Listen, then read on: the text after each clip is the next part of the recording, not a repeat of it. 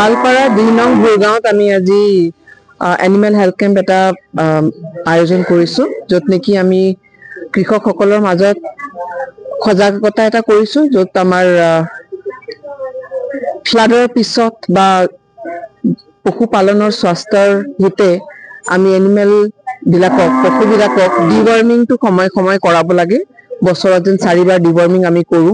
লগতে আমাৰ mineral mixture আৰু আমাৰ সাইলেজ খোৱাৰ ওপৰত আমি সজাগতা এটা কৰিছো। লগতে বিনামূলীয়াকে আমি পশুধন সকলক মেডিচিন বিলাকৰ ব্যৱস্থা কৰিছো। আজি এই কেম্পত টোটেল 100ৰ ওপৰত আমাৰ গোপালক আমাৰ মাজত উপস্থিত হৈছেহি আৰু তেওঁলোকে আমাৰ পৰা